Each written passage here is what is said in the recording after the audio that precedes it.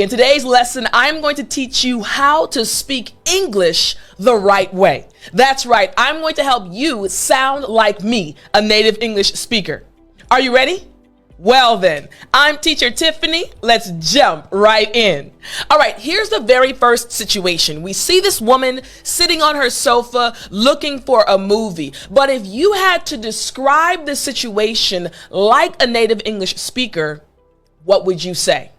Well, the very first thing you could say is this.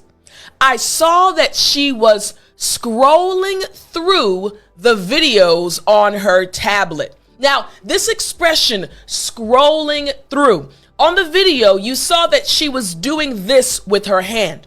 Maybe you do the same thing with your cell phone. When you're looking through images or through pictures, you are actually scrolling through. So after me, scrolling through. Excellent. Very good. So again, you can describe this situation by saying, I saw that she was scrolling through the videos on her tablet. Or you could say this. She's debating which movie she should watch today. Again, she's debating, she's thinking about, maybe I should watch this movie. Maybe this movie, or maybe this show. She's debating, trying to figure out which option would be the best option. So after me, debating. Excellent. So again, you could describe the situation by saying she's debating which movie she should watch today. Or you could say this. The woman is trying to decide which show she wants to binge watch today. Now, this is something that I love. Again, I'll say it, binge watch. Excellent. Now, this is a term that we use, binge or binging something. For example, I love watching Korean dramas. You know that I speak Korean. For my Korean students, 안녕하세요. And I love watching Korean dramas on Netflix. Maybe you do too. But sometimes I can't hold back. I can't stop myself. And instead of just watching one episode, I want to watch each and every episode in one sitting. Well, binging, that means to watch everything at one time. You sit down, you get some popcorn, you get some food, and you watch the show back to back, each episode.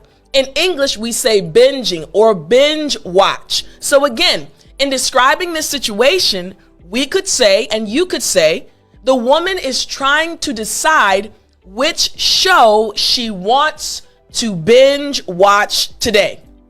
Makes sense, right? Okay, now there's another way you can describe the same situation. Again, helping you understand how you can actually speak like a native English speaker. Here we go. You could say, none of the movie titles caught her attention. Now, I'll say this again. Caught her attention. Now, this is an expression that we as native English speakers use all the time. And if you want to sound like a native English speaker, you need to also start using this expression. So what does it mean? Caught her attention, to catch someone's attention. For example, right now, I have your attention. Hey, yeah, you're watching me, right? You're listening to this lesson. You're watching this lesson, right? So I have your attention, but I have to make sure the lesson is interesting, right? And informative in order to catch and hold your attention.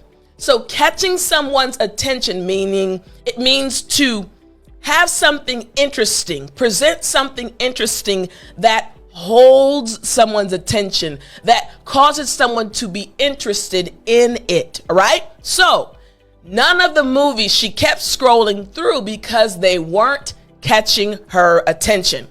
Make sense? All right, now watch this. The same situation, you can also say, she finally found a show that looked intriguing. After me, looked intriguing. Yes, very good. Now, intriguing just means something that's wow, Very interesting. I think I want to know just a little bit more about this. That's what intriguing means. It causes you to be interested, to want to know more about it. So, as the woman was going through and scrolling through the movie titles, she finally found a show that looked intriguing. So, that first situation, now you can describe it using 5 sentences, 5 example sentences that native English speakers use in real life, so you can speak English the right way. But what about this situation? This is a different situation. We have a young man here, and if we wanted to speak English and describe this the right way, we could say, the young man was contemplating his next move. Again, the young man was contemplating, thinking deeply, trying to decide his next move. Again, look at the video, look at the situation. He's thinking hard, his hands are moving. What should I do next? The young man was contemplating his next move. What about this though? We could also say, he couldn't make up his mind about the job offer. Remember, we're talking about speaking English the right way, like a native English speaker.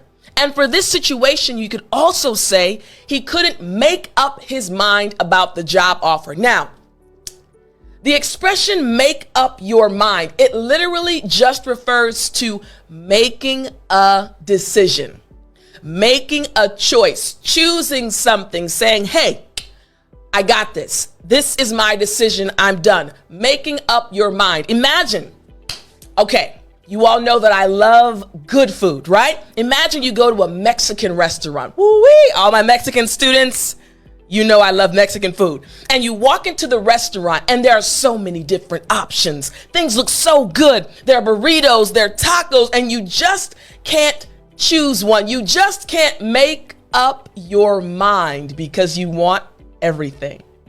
You caught it, right? Again, make up your mind just means to make a decision or to make a choice, to choose something. And that's what we're saying about this individual. He can't make up his mind. We could also say this though. He was feeling a bit overwhelmed because he had so many options. He was feeling a bit overwhelmed. Again, a little stressed. Right? You're a little bit overwhelmed. I can't figure out what to do. I don't know if I should go left or go right. I'm a little stressed. It's too much for me. I am overwhelmed. When things feel like they're too much for you to handle, when you feel stressed, you can say, I feel a bit overwhelmed. Again, an expression and words that native English speakers use, speaking English the right way. So you can say he was feeling a bit overwhelmed. Or you could say this. His boss told him that it was a pressing matter. So he was trying to figure out the best solution. Now, this is a very important expression that native English speakers use, right? Pressing matter. I want you to imagine this, right? If you're watching this, I want to show you visually. If you're listening to it, don't worry, follow along. Imagine your hands, putting them together and then pushing. You're literally pressing against each other, right? The top hand and the bottom hand, right and the left hand are pressing against each other, right? So when we say a pressing matter, it means something that is putting pressure on you or on the company or on your team. Something that is super important. Meaning, hey, we have to stop everything else because this is the most important. It's putting pressure on us. We have to get it done. There's a deadline. It's super important. There's a pressing matter. Again, putting pressure on you, on your team, or on your company. In English, we say a pressing matter. Hey, listen, this is a pressing matter, so I need you to stop everything else that you're doing. Make sense? All right, so again, looking at this situation, his boss told him that it was a pressing matter. Look at this individual, look at his eyes, look at his hands. It's like he's really trying to figure out a solution. Make sense? Now, there's another way you can describe this situation in English. You could say, I could see that he was racking his brain, trying to figure out what caused the problem. Now, racking his brain, again, this is an idiom, and it just means really thinking deeply, thinking hard, trying to find a solution. You're really focused. Okay, wait a minute. If I do this, this will happen. Okay, but if I do that, this will happen. And again, you're trying to figure something out, trying to find a solution. In English, we say you are racking your brain. Makes sense, right? So again, this individual, he is trying to figure something out. We can say he's racking his brain, thinking very hard, thinking very deeply, trying to figure something out. Now, what about this situation? Again, learning how to speak English the right way. Situation number 3. We have 2 young men. They look like they're in their 20s and they are just jumping, looking like they're having a wonderful time jumping in the water. But how can you speak English the right way about the situation? Well, first, you could say, the ice cold water sent chills up his spine when he jumped in. Now, another expression we use all the time in English, sending chills up your spine. Now, your spine refers to your backbone, right? Your back, the spine, right? And I want you to imagine something scares you, right? And you feel like the hairs on your body kind of bing, right? Or all of a sudden you feel like these chills going through your body when you get scared or when something happens that shocks you, right? We say it sends chills up your spine, like that sudden feeling. So when these young men jumped into the water and they realized it was ice cold, all of a sudden it was like, oh my goodness, the water is freezing.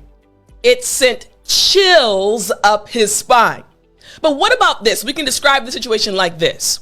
The 2 boys wanted to cool off, so they jumped right into the water. Now, cooling off, that just means, whoo, oh my goodness, you're feeling hot. And because you're hot, you want to cool down or cool off.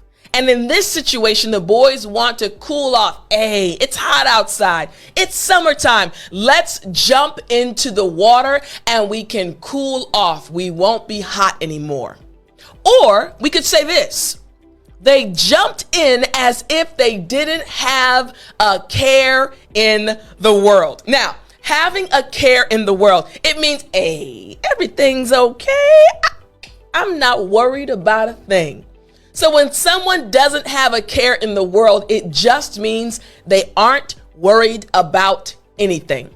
So if someone says, hey, how are you? How have you been? You can say, you know what? I don't have a care in the world. Everything is gravy. You remember that one? That's slang. Everything is gravy just means everything's good. So we can say the same thing about these individuals, these young men jumping into the water. Or we could say, he let out a loud shriek as he jumped into the water. Now, a shriek is just a loud, like a scream, right? Like, right? A little loud for you, don't worry. You can say shriek. Shriek just means a scream. Again, you're speaking English and using the right way, using English the right way, right? Describing this situation. You could also say this.